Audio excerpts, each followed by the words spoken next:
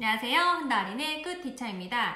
네, 오늘은 제가 댓글 중에서 이제 언어 발달이 느린 아이가 있는데 부모님과 어떻게 상담을 하면 좋을까요? 라고 물어보신 선생님이 계셨어요.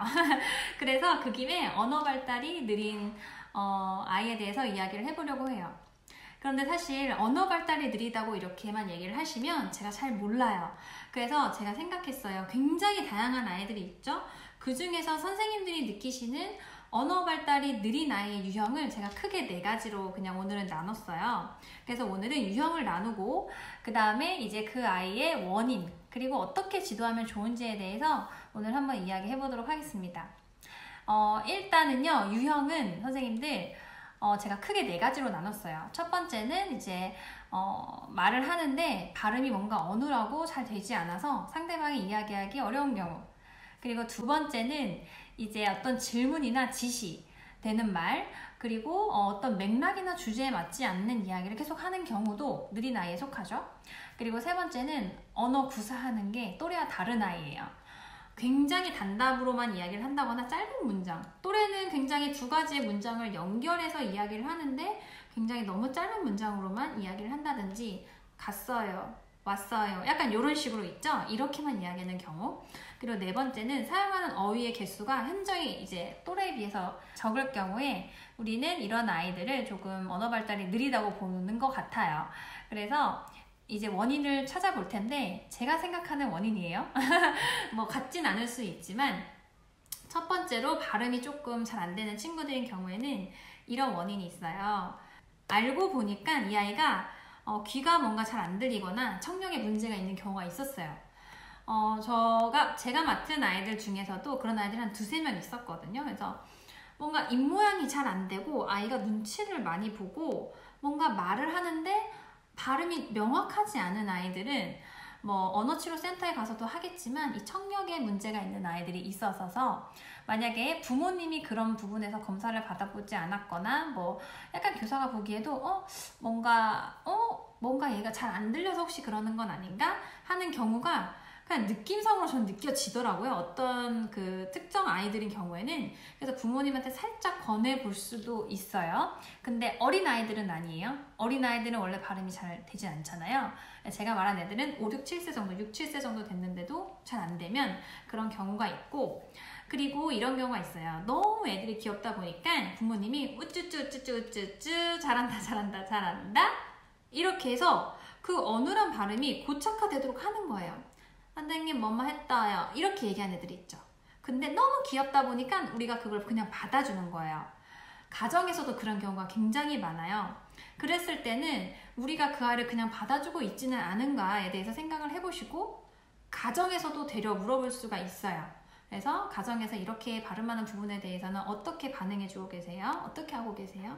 그때는 뭐라고 이야기하세요, 어머니? 이렇게 진행을 하시면 되고, 그 다음에 또 어떤 원인이 있냐면 이제 발음이 잘 안 되는 애가 말을 했는데 우리가 너무나도 잘 알아듣는 거예요. 어른들이 굉장히 문장이 무슨 문장인지 잘 모르겠는데 우리는 알잖아요. 어른들은 딱 보면 알거든요. 그러면 누가 이거 했구나 하면서 바로 그냥 그걸 해주는 거예요. 그렇게 하면 아이가 내가 발음을 정확히 할 필요성을 전혀 느끼지 못하는 거예요. 그렇게 해버리면 더 고착화가 잘 된다는 거, 그게 원인으로 꼽고요. 이거에 대한 지도 방안은 제 생각에는 너무 이거를 계속 그 아이를 불러서 이 발음 안 되는 걸 다시 말해봐 이렇게 하면 그 아이가 어떻게 될까요? 스트레스 너무 받고요. 그 다음에 말 안 하려고 해요. 그렇게 하면 아이들이. 그래서 일단은 아이들이 말을 많이 하도록 하는 게 저는 중요하다고 생각하거든요. 왜냐면 말을 많이 해야 그래야 말이 느는 거예요. 근데 안 하면 절대 늘 수가 없어요. 그렇기 때문에 그렇게까지는 되지 않도록 하면서 어떤 부분에서는 교사가 알아들어주고 그러면서 얘기를 하는 거예요. 막 유치원에서 뭐 어눌하게 어떤 문장을 얘기했다. 그러면 이제 교사가 들어주고 누가 이 지우개로 여기를 지우고 싶구나 이렇게 얘기해서 그 아이가 맞다고 하면 그러면 선생님한테 와서 이 지우개로 여기 지워주세요 라고 이야기하는 거야. 한번 이야기해 볼래? 하고 그냥 한 번씩 이렇게 하는 거예요. 그 아이한테 따라서 말할 수 있도록 하는데 그 아이가 말하는 거 잘 보면은 어떤 발음이 안 되는 게 있거든요. 그러면 선생님하고 몇 번 연습하는데 입모양 보라고 해요. 저는 선생님 이빠 지무개 우 해볼래? 약간 이렇게 하면서 그 단어만 연습을 몇 번 하고 그냥 보내세요. 한 번에 좋아질 수가 없거든요. 발음 안 되는 아이들은. 근데 매번 이렇게 하지 마시고 그냥 어쩌다 한 번씩 뭐 하루에 한 번씩 뭐 이틀에 한 번씩 뭐 이런 식으로 얘기를 상호작용 계속 하면서 그런 걸 몇 번씩 잡아주는 거예요. 그게 그 안에 연습이에요. 그래서 가정에서도 그렇게 주도할 수 있도록 해주시는데 절대로 매번 불러서 그렇게 하면 안 된다는 거 꼭 주의하셨으면 좋을 것 같고요. 그리고 두 번째로 유형은 또래에 비해서 맥락이나 뭐 주제 또는 질문에 맞지 않는 아이는 지난 영상과 조금 이렇게 연계되는 것 같은데 이런 아이들은 있죠? 집중력이 굉장히 약한 아이들이에요. 사실은 집중력이 너무 약하고 그리고 아직도 제가 전에 얘기해 드렸듯이 자기 중심적인 성향이 너무 강해요. 그래서 그게 어떻게 영향을 미친지도 모르고 내가 뭐 때문에 다른 사람 얘기를 들어야 되는지도 몰라요. 그런 아이들인 경우에는 그런 아이들이 있고 집중도가 떨어지고 그리고 이 아이들은 어쨌든 집중도가 낮기 때문에 또 이해력도 조금 낮은 경우가 굉장히 많습니다. 이런 아이들은.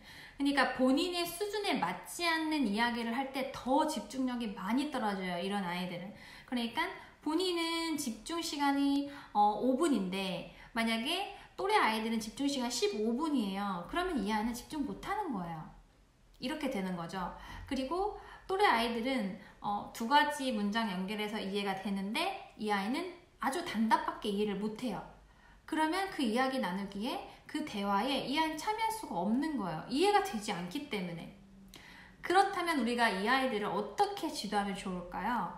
저는 대집단에서는 평균적인 수준에 맞춰서 얘기를 해요. 이 아이 하나한테만 맞춰서 얘기할 수는 없어요. 당연히. 그런데 이제 놀이 시간이라든지 뭐 이 아이와 상호작용을 개별적으로 할 때는 조금 수준에 맞춰서 하죠. 아이들마다. 그래서 어떻게 하냐면 이 아이가 수준이 낮으면 수준이 낮게 대화를 해주셔야 돼요. 아주 짧은 문장으로 이야기를 해주시는 거예요. 아이에 맞게 선생님도 대응을 하셔야 되고 그리고 이제 집중하는 연습을 해야 되겠죠. 아무래도. 근데 이런 아이들은요. 절대 대집단에서 집중하는 연습 안 돼요. 저도 대집단에서 아이들 뭐 이렇게 바르게 앉지 않거나 너무 이제 막 산만해서 정리가 안 될 때는 다 같이 앉아서 뭐 호흡을 해본다거나 뭐 이런 명상음악을 듣는다거나 이런 거를 하는데요. 이런 아이들 잘 되지가 않아요. 이런 아이들은 본인 앞에 뭔가 닥쳐야 하더라고요. 보니까는. 그래서 이런 아이들은 개별적으로 관심을 1대1로 가져주는 게 필요해요. 1대1로 관심을 가지고 좀 앉아서 해보게 한다거나 약간 이렇게 했을 때 효과가 있거든요. 그래서 이건 누가 도와줄 수 있어요? 가정에서 도움이 정말 많이 필요해요. 이런 아이들은. 가정에서 앉아서 이 아이 집중하는 그 시간을 늘려주는 거예요. 어떻게 늘릴까요? 엄마랑 가만히 앉아있기? 그러니까 뭘 해야죠. 어떤 뭐 레고 놀이를 하더라도 가정에서 물어볼 수 있어요. 이 아이가 레고 놀이를 만약에 좋아한다면 그 블럭놀이는 몇 분 동안 하는지, 그때 어떻게 하는지, 그때 집중력을 발휘하는지 물어볼 수 있고, 그리고 또 이제 저 같은 경우에는 동화를 좀 많이 들려주라고 얘기를 해요. 그러면 이제 가정에서 동화를 들려주시는데 1대1로 듣잖아요. 엄마나 아빠랑 같이 앉혀서 듣는 거예요, 아이가. 그러면 안 들을 수가 없어요. 왜냐면 나한테만 그 얘기를 들려주고 있기 때문에. 그러면서 아이한테 너무 캐묻지는 않는데 여기선 어떻게 될까? 약간 상상하는 질문 같은 거를 해주시면서 아이가 조금 거기에 그 손가락에 엄마가 보는 거, 엄마가 말하는 거에 집중할 수 있도록 하는 거예요. 동화책 읽는 시간만이라도. 그렇게 해서 아이들 집중하는 거를 길러주셔야지 그냥 동화책을 던져주고 아이한테 읽어봐라, 너 집중력 길러야 된다, 이렇게 가정에서 지도하시면 절대로 길러지지 않는다는 거. 그래서 가정연계가 이런 식으로 필요해요. 이런 아이들인 경우에는. 그 다음에 가정에서도 아이한테 구체적으로 질문을 많이 해주시되, 그리고 부모님이 질문을 했으면 아이 이야기를 들어야 되잖아요. 그런데 요즘 부모님들 중에서는 너무 잘해주시는 부모님들이 너무너무 많으세요. 그렇지만 반면에 너무 일이 바쁘신 부모님들은 아이 이야기를 들어줄 시간이 없어요. 그리고 너무 바쁜 거예요, 본인은. 그래서 아이한테 질문하고 본인이 대답하고 왜 이렇게 빨리 대답 안 해? 엄마 너무 답답한데. 약간 이런 식으로. 아이들한테 필요한 거는 부모님도 경청하는 모델을 보여주셔야 돼요. 그리고 선생님도 마찬가지예요. 그래서 제가 지난번에 뭐 이야기 애들하고 나눌 때 기다리라고 했잖아요. 아이들이 이야기 떠듬떠듬해도 기다리라고. 그렇게 모델링을 보여주셔야 그런 사람한테 아이들은 이야기를 해요. 내 얘기 어차피 안 들어줄 사람한테 아이들 이야기 안 하고요. 그리고 아이 바뀔 수 없어요. 안 들어주시면. 그래서 본인이 부모님이 먼저 이렇게 해주셔야 되는 거. 상담할 때 물어보세요. 상담할 때 이제 이 아이가 만약에 잘 듣지 못하는 아이거나 하면 가정에서 대화는 어떻게 하시는지, 그리고 그 아이가 어떤 말을 하는지 이렇게 잘 듣는 거예요, 교사가. 그러면 감이 와요. 아, 이 부모님은 이 아이한테 어떤 식으로 해주고 계시구나, 이렇게 감이 오거든요. 그럼 거기에 맞는 이제 대처 방안이나 해주셔야 될 거를 교사가 이제 이야기해 줄 수가 있는 거예요. 그리고 이런 방법도 가끔은 좋아요. 누구야 선생님, 저기 미술 영역에 가서 2번째 칸에 있는 이면지 한 장만 꺼내다 줄래? 물어보세요. 그 아이 할 수 있는지. 그런 거예요. 그럼 부탁하는 거예요. 근데 애가 못하죠. 그럼 더 쉬운 걸 부탁하세요. 아이한테 연필 하나 가져다 줄래? 이렇게. 그 다음에 또 다른 거 부탁해 볼 수 있어요. 하루에 다 부탁하라는 게 아니라 그렇게 하면서 아이를 파악하는 거예요. 아, 얘가 연필 하나는 가지고 올 수 있어. 그렇다면 조금 더 복잡한 문제 2가지 문장. 그러니까 미술 영역에 있는 뭐 이면지를 가지고 오기. 거기에서 2번째 칸에 있는. 이걸 합쳤을 때 얘가 이 긴 문장을 들을 준비가 됐는지, 할 수 있는지 보는 거예요, 선생님들이. 그렇게 하다 보면 이런 것도 발견돼요. 근데 누가 사인펜이 뭔지 모르고 있네? 누가 색종이가 뭔지 모르고 있네? 정말 깜짝 놀랄 때가 있거든요. 우리는 다 안다고 생각했는데 애들 몰라요. 모르는 경우가 있어요. 그 물건 이름을. 그래서 그렇게 하면서 알아가는 거예요. 그리고 그 아이의 수준을 그렇게 하면서 선생님들이 파악해 나가는 거거든요. 그래서 이런 방법으로 해볼 수가 있고, 부모님하고 상담하실 때는 선생님이 만약에 언어 발달 느린 경우에 대해서 이야기를 하신다면 명확하게 그 아이가 어떤 부분에서 어떤 표현을 하고 어떻게 느린지에 대해서 정확히 이야기를 할 수가 있어야 돼요. 예를 들어서 선생님, 사인펜이가 필요해요. 이렇게 얘기하는 아이들 있거든요. 그런데 이가 아니잖아요. 이게 틀렸잖아요, 지금 말이. 그런데 부모님이 그걸 알고 계신지 물어보세요. 부모님들 분명 이거 그냥 넘기고 계시거든요. 일단 부모님한테 질문하고 아이가 어떤 식으로 문장 구사하는지도 한번 물어보고. 그런데 어머니, 제가 지금 누가 지내다 보니까 단어 끝에마다 이제 이가 그러니까 지우개를 뭐뭐가, 친구가 뭐뭐를, 뭐뭐는 이렇게 말해야 되는데 모든 거 이가를 붙이더라고요. 혹시 가정에서도 그렇게 이야기하나요? 이렇게 물어보는 거예요. 그리고 어떻게 해야 되나요, 선생님들?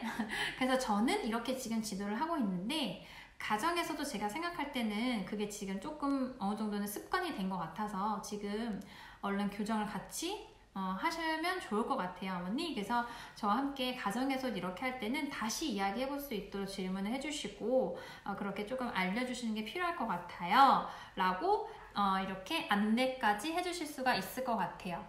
제가 유형은 이제 4가지를 얘기해 드렸는데 영상이 길어지기 때문에 2가지씩 나눠서 가도록 하겠습니다. 그래서 이제 문장 구사가 또래와 다른 경우, 그리고 또 사용하는 어휘, 단어 개수가 적은 경우에 대해서는 2개가 좀 맥락이 비슷하긴 한데 제가 나눠서 다음 영상으로 가도록 하겠습니다. 그러면 오늘 영상도 도움이 되셨다면 좋아요, 구독을 꾹 눌러주세요. 선생님들, 그러면 다음에 만나요.